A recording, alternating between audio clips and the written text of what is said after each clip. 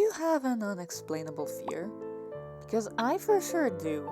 It's like the usual thing, like trypophobia and whatnot. That's the only real example that I can give. Trypophobia makes no sense too, because it's not like I ever had my pores triplicated in size for me to fear holes next to each other like that.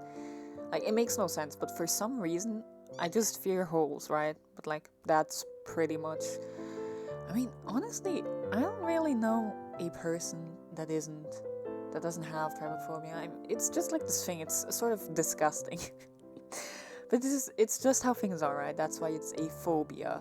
And other than that, for some reason, I have a phobia of cockroaches.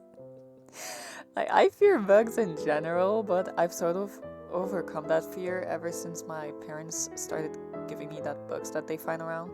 They're like cats for some reason. They find bugs dead, they're like, oh yes, I'll bring this to my child. But I think it's fun, I think it's cute, so I keep them.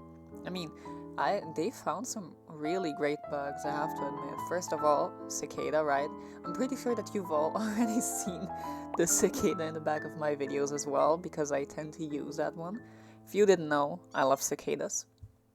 I also have a little bottle of cicadas that my mother has had for how long is it? Like, it's more time than me. I don't know now if it's 30 years or what. It might be. Holy shit, it might be you. So those cicadas are very old. They're not alive, of course, obviously. I also have a bunch of butterflies. Those were mostly given by my dad. He just finds butterflies for some reason. And then I have like a huge moth and a big butterfly as well, and some what are those called? Dragonflies. Yeah, 2 dragonflies. Which one of my cat broke, so poor little guy lost its head, but that's fine, I guess. Overall, like, it's fine. So I have a bunch of bugs, which you'd be like, oh, so you fear bugs. Which, when they gave me those, I was afraid to touch them because I'm afraid of bugs. Even if they're dead, okay, I'm afraid. That's the level that I am on. But I like them, so I sort of overcame that fear, because even if I still kind of fear them, I have them, so like, it's fine. But with cockroaches, I just can't, okay? I can't with roaches. So why not implement that into a drawing? Because obviously that makes a lot of sense, right? Now you ask, why? Why would you do that to yourself? To take all my fears, or something along those lines, I guess. Except I'll be drawing them from memory, because I cannot, okay? I cannot look up reference pictures of roaches, or I'd throw up. Now, there has been this trend going on right now. I at least hope that it's still a trend, or if not, and I don't care. I just got late, once again. Where there's a character lying on the floor, or wherever else, really. And up until now, I've seen them bleeding, but I can't include that on YouTube, so you'll see the censored version here. But if you want to see the uncensored version, go on my socials, I guess. If not, that's fine. You can just see the uncensored the censored one here. And this character is usually bleeding, and then another miniature character just runs around their head, like they've got those cuckoos floating around. Do you know that? The dizziness idea that animators used to use with the cuckoos just flying around the character's head.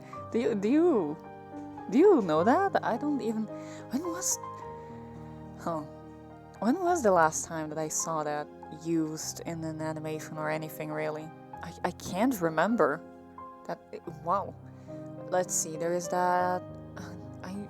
They were really used in those old animations like Tom and Jerry, and there was the one with the bird and the other thing that tried to kill him.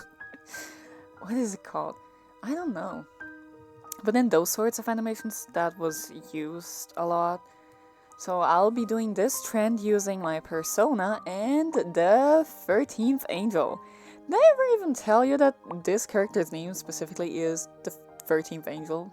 Because this character always pops up in the animatics with Angelkilll, which, hi, I'm Angelkilll, this is my persona, I guess, which I tend to use for some other stuff as well. They're called the 13th Angel, which is not really a name, but that's what they're called. And Angelkilll is suffering, covered in roaches. Look, I just love drawing them suffering, okay? What can I say? I just can't stop, okay? I always have to. At first I was going to animate the antennas of the roaches as well, like, you know, when you see a roach on the wall and it's just like, and you scream. But I did not do that. Again, I can't, okay? I have to admit. It would have been cool though, but again, you know, I would have thrown up. And to add some more stuff to this animation other than the 13th angel running around, I just had to add a little glow in their eyes. In their eyes, I mean Angelkill's eyes, to enhance the movement some more, to really show like, oh, this character is running, ooh. I saw an artist on Instagram do that, that's where I got that idea from. With this same trend, their username is @bone.grave, okay, bonegrave. And it was just, oh, so good, okay, wonderful idea, so props to them, because that's where I took it from, I can't even lie. This drawing overall is really simple. I have been drawing some really big, full illustrations lately, so I decided to do something simple with this one. Also, I've just been having this weird and bad feeling and idea of drawings of me having no necessity of being all that complex. So I guess that's something that I should work on, because why wouldn't I make a more complex drawing of me? Is it because I don't deserve it? Like, what's going on, right? That doesn't make any sense. It has just been a while since I've last drawn just a portrait too. I tend to overcomplicate things a lot when there's no reason to, so that's nice. Like when was the last drawing I made? I have no idea, this is a Monday video, so it's very simple, so let's see, the last video was probably a sketchbook tour, and before that, what was it? Was it the PNG tuber? I think so. So like, you can imagine that drawing was very complex in being a full body, completely rendered, having certain animated parts, and a bunch of more expressions going along with that, so, you know, I've just been really pushing myself, which is good, but sometimes you just gotta rest, which is not something that I'm doing with this, because I'm doing this in the midst of making a bunch of full illustrations, so that's something.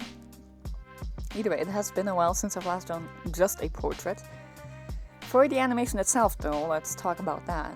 You know, after studying many animations of this trend, I've seen the majority make 4 main drawings for the little character floating around the head there, and then moving that around to add movement to the little character to make it more natural.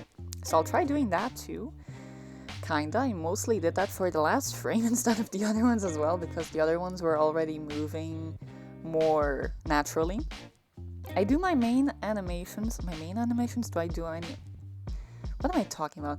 I do my animations on my video editing program because I find it easier than trying to figure out Krita's animation thingy. Look, I've tried in the past, okay? I've tried like 3 times, even watched tutorials, and it did not work. I just cannot wrap my head around it for some reason, like, as far as I know, it works really well, what animators tell, I'm not one of them. So I'll just export my main drawing without the eye glare and character. I do how many do I do? Like 4 frames or 5 frames for that, because I do add a glow to the character, so I need each frame that has a different glows, right? Then I export the eye glares all on a transparent background, the many different glares that follow the character along. And I do the same thing for the actual character itself that's like running around the head. Just so that I have like each and every single frame, right? With a transparent background so that I can move it in my editing program. Then I just edit the animation. Which is, I guess, the most important part, but like, yeah, there's not much explanation. You just sort of add different layers and just move things around and, you know, animate things in the program itself and move things and add some fading. And you have to make each clip very short so that together it looks natural, but don't make it too short or things will be too fast, and, you know, it's something. And overall, I like the end result of the animation. Just a cute little Angelkilll with the 13th angel and a bunch of roaches to make me happy.